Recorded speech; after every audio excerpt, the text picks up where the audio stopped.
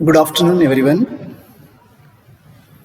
In the last class, we started to discuss about organization of productions and the requirements of to produce goods and services. So let us continue the same organization of production.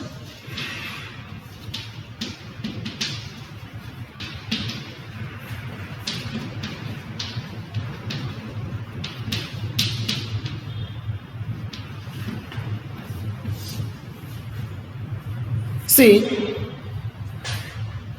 yesterday only I told that the aim of the production is to produce the goods and services that we want. This is what the main aim of the production, to produce the goods and services. See, to produce the goods and services, we require some of the things. So especially in this process, we required majorly there are four requirements to produce the goods and services. So we require four major requirements. There are four major requirements. Now, let us discuss about what are the major requires in the production activities to produce goods and services. So the first one is land. So land is one of the major required to produce goods and services. So this is including the natural resources, minerals, and also forests, so on and so forth. The land is including the other natural resources also, and minerals also, and as well as the forests also. This is the first one. And the second requirement is that labor. The second requirement is labor. See, without laborers or without manpower or without working people, so we cannot do any kind of activities, especially in the production activities, to produce any kinds of goods and services. So, the people, those who are able to work or those who are involving, so it is the second requirement. So some production activities require highly educated highly educated workers. So there are different kinds of production activities, while producing the goods and services. So the labors, so there are different kinds of labors. Those who are working in fields, or those who are working in industrial area, or those who are working in the other technical areas. And also here, to produce the goods and services in some of the areas, so they must require the educated workers or the educated laborers to perform the necessary tasks. So other activities require workers even who can do the manually, so they may not require the education and all. See, each worker is providing the labor necessary for production, whether the educated one or uneducated one. So each labor, so they are providing so the necessary for productions. And the third one is physical capital. The third requirement is physical capital. So that is varieties of inputs to require at every stage during production activities. So what are these the physical capitals. So tools, machines, and it's enough? No. So tools, machines, and even so the constructions of the buildings. See, actually on this, so they are investing one time and they are using for a long period in the production activities. Even maybe generators or the turbines or the computers, so on so things. So here, so these the physical, the capitals. One, if we invest means, so if you are going to invest on tools, if you are going to invest on machines, if you are going to invest on buildings, or if you are going to invest on any other physical, I mean the different, so that we are going to use and we can use for a long time. See, whatever we are in the production activities, which are the materials or the things or the building or tools, machines, we are able to use for many years. So, and that's what, so this physical capital is also called as fixed capital. Fixed capital. So that's what, because we are going to use in the production activities so over many years. So that's what these physical capitals also well known as a fixed capital. And the another one is there that used to called as a working capital. Under third requirements, so there is the two main category. One is called as a physical capital, and then one more is working capital. What are these working capital? See, here the raw materials and money in hand. Production requires a variety of raw materials, especially raw materials and money in hand. So in a production, so we requires a variety of raw materials. Maybe just you can take the sugar factory. So they require the raw materials. Even the cement factory, even in iron and steel industry, any kind of industries, or any kind of production section, or to produce the goods and services. So the raw materials are required, and even the money in hand also very much required. See, suppose the materials such as the yarn used by the weaver, and even the one more example like the clay which is used by the potter, that is also. See, some money is always required during production to make payment and buy other necessary items. So that's what I told, money in hand. Raw materials and money in hand in the production activities. So because we needs to be paid, we should give. So for payment purpose, we should have money in the hand. And sometimes so it is necessary to purchase some of the other items also. And during that time also, money in hand is very much required. See, because of these reasons, the raw materials and money in hand are called as a working capital. Are you getting now what is meant by working capital? So it is not unlike tools, machines, and then buildings, because these are used up in production. So it is not enough. Tools, machines, buildings, which we studied as the physical capital.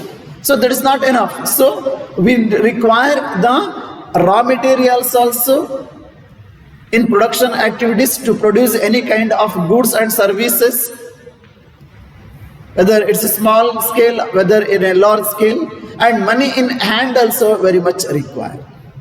See, there is a fourth requirement also. So you will need, suppose there is a clay or there is a air, so you must know that knowledge how to,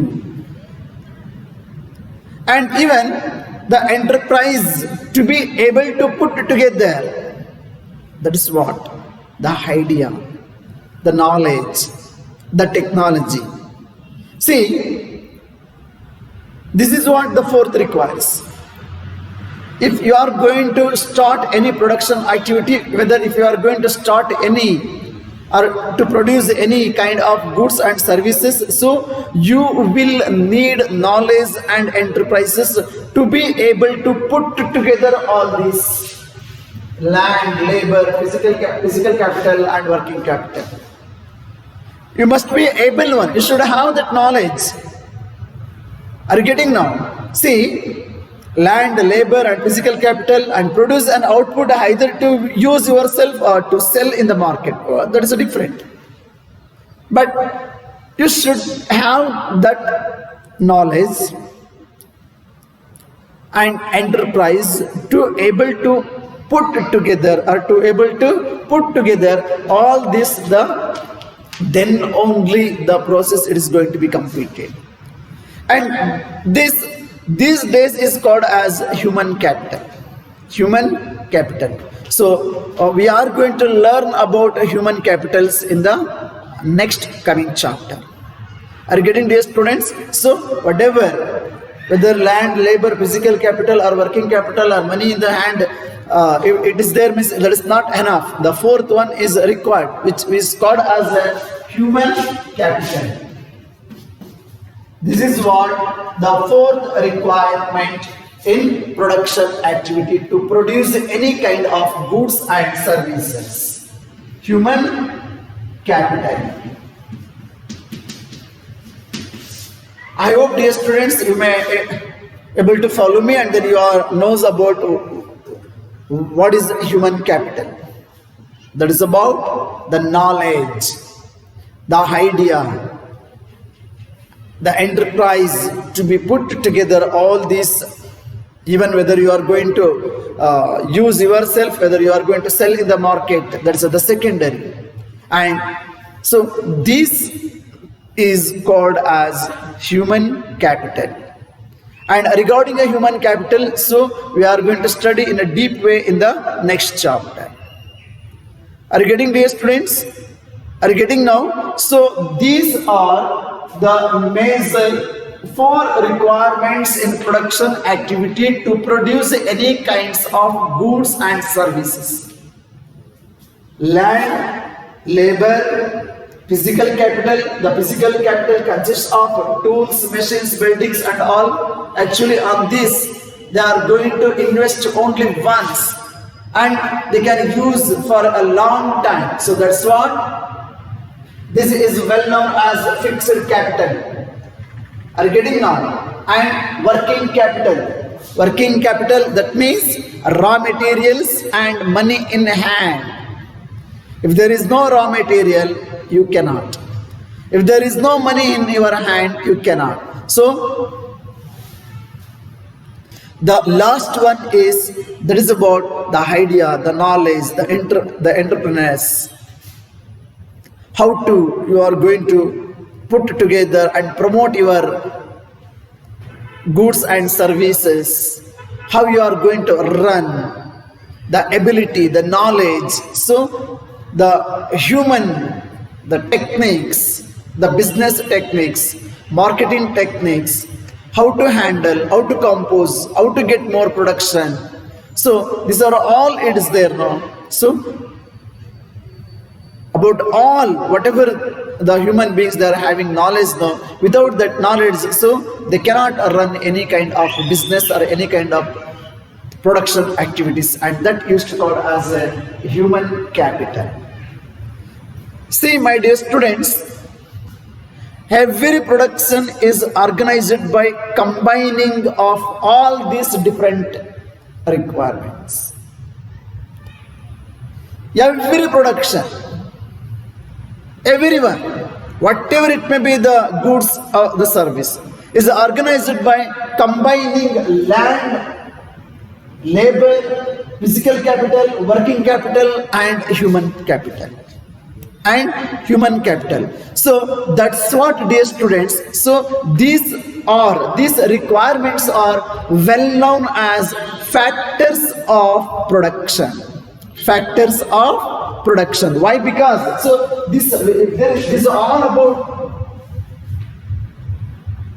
These are actually these all four major requirements we are calling as the factors of production are also. Why? Because because every production is organized by combining of all these four. Combining of all these four, such as land, labor, physical capital, working capital, and human capital. So that's what. So these are called as factors of production. These are also called as factors of production. And don't get confusion between the requirements of the production or the factors of the production. These are all the same. That is about land, labor, physical capital, working capital, and human capital. So it is very clear, land and the labor also clear. So the physical capital is consist of tools, machines, and then the buildings.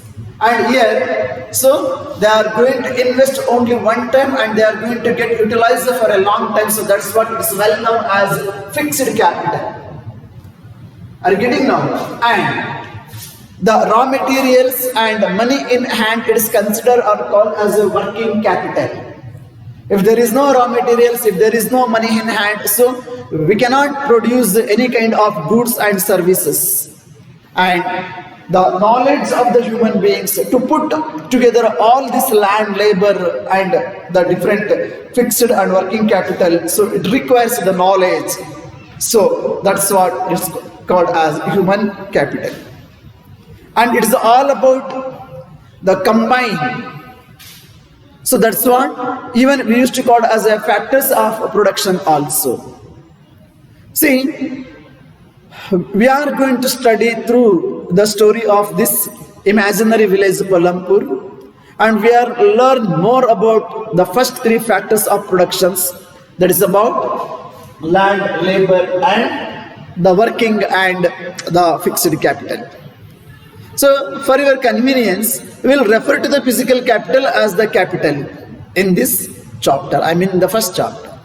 Now, let us come to the imaginary village in Palampur. So how they are practiced, or the people of the village Palampur, they were involved in the farming activities. So now we are going to actually learn this all one by one through this imaginary village. The first thing, that land is fixed. We know that land is fixed. See, dear students, it is very clear that the shape of the earth or the size of the earth or the available land, it's fixed. We cannot extend. Of course, if it is there some of the land which are not under the cultivation, that we can, but actually we cannot extend the size of the earth or the size of the land. Throat. Okay. See, farming is one of the main production activity, especially in Palampur. Farming is a main production activity in this imaginary village Palampur. So about 75% of the people, so those who are working are dependent on farming for their livelihood. The most of the people, so the farming is a main activity.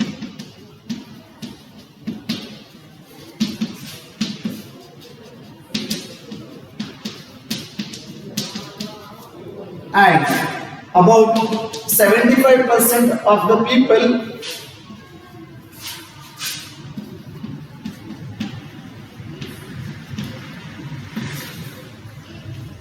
about 75% of the people, so, and their livelihoods depend upon farming activities.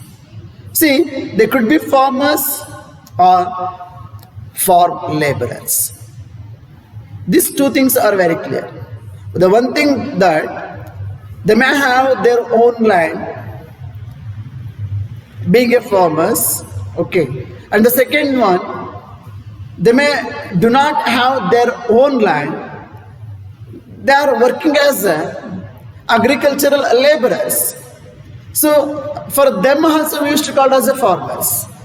Farmers in the sense, it doesn't mean they must own their own land. No. So here they could be farmers or farm laborers. The well-being of these people is closely related to production on the farms. That is the another thing. But remember, there is a basic constraint in raising farm production. There is a basic constraint in raising farm production. Land area, especially under cultivation, is practically fixed. That already I told that. The land area or the area, whatever it may be, under the cultivation, so is practically fixed. See, since 1960 in Palampur, there has been no expansion in land area. So, since 1960, so there is no expansion in land area for cultivation purpose. By then, some of the wastelands in the village had been converted to cultivable land. It is very common, everywhere we can see the wasteland or which are not under the cultivation. So that we can convert into cultivable land. And there exists no further scope to increase the farm production by bringing new land under cultivation. Why? Because now land is fixed. Now fixed land, the area of the land or the land area, we cannot extend practically. Are you getting now? And the second point, is there a way one can grow more from the same land? It is the second thing. Is there a way or any way one can grow more from the same land? Is there any ways the one person or the one farmer can grow more from the same land? So regarding this point, we are going to learn in the next class. Thank you. Have a nice day.